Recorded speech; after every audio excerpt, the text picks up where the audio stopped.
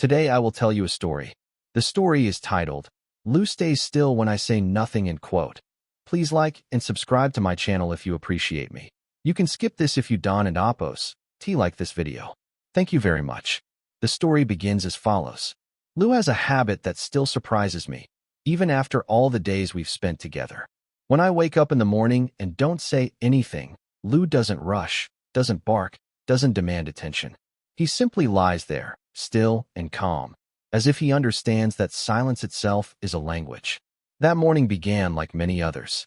Soft light slipped through the curtains, drawing pale lines across the floor. The world outside was already awake, motorbikes in the distance, a neighbor sweeping leaves. But inside the room, everything felt slow and gentle. I sat on the edge of the bed, my thoughts heavy but not painful, just full. I didn't greet Lou. I didn't call his name. I just breathed. Lou was already awake. I could tell because his eyes were open, watching me with that warm, patient gaze that never asks questions. His body stayed curled near my feet, his chest rising and falling in a steady rhythm. Normally, a dog might jump up, wag its tail, or try to pull its human into the day. Lou did none of that. He stayed still. I remember thinking how rare that was, not just for a dog, but for anyone. In a world where everyone rushes to fill silence with sound, Lou respected it. He seemed to know that I wasn't ignoring him. I was simply being quiet, and he chose to be quiet with me. When I stood up to make coffee, Lou followed slowly, padding behind me without making a fuss. He didn't run ahead or block my path. He sat near the kitchen door, watching as water boiled and steam rose.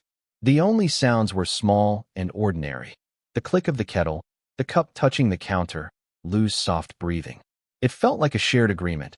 We don't need words right now. As I sipped my coffee, I sat on the floor instead of the chair.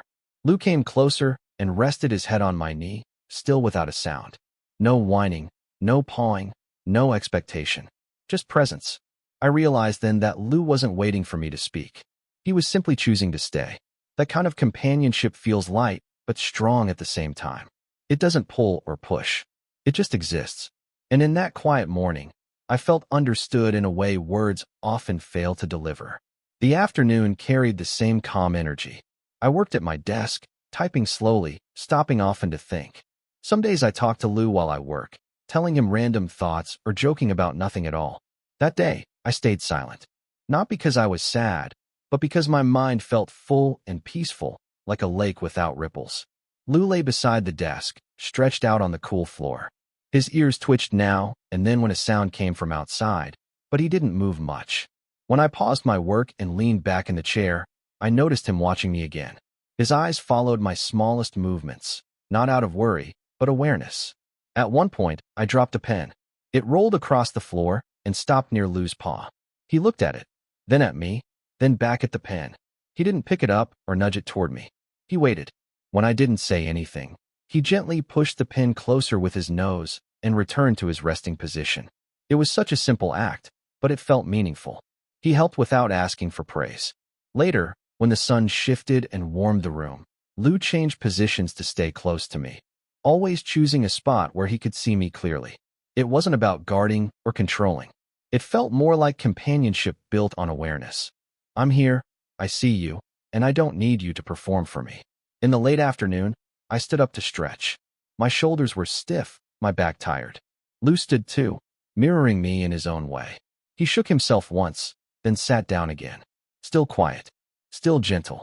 I realized that Lou responds more to my energy than my voice. When I am calm, he is calm. When I am rushed, he senses it. And when I am silent, he chooses silence too. As the day moved toward evening, I finally spoke his name softly. Lou. His tail wagged, slow and happy, not wild or demanding. He looked up at me with bright eyes, as if to say, I was here the whole time. That moment made me smile more than any loud greeting ever could. That night, as Lou lay beside me and the room faded into quiet darkness, I understood something important. Lou staying still when I say nothing is not just a cute habit. It's a lesson about connection in modern life.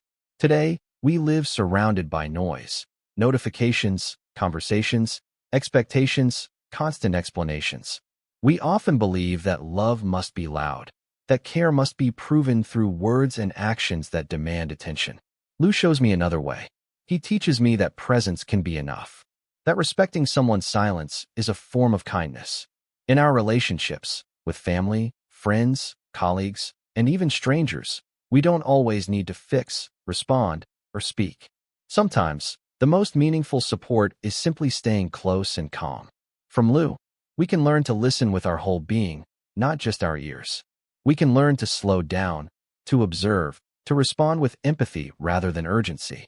Animals remind us that connection is built through trust, patience, and shared space, not control. If we bring this lesson into our daily lives, we may become gentler humans. We may create relationships that feel safer and more genuine. Like Lou, we can choose to stay, quietly, kindly, when words are not needed.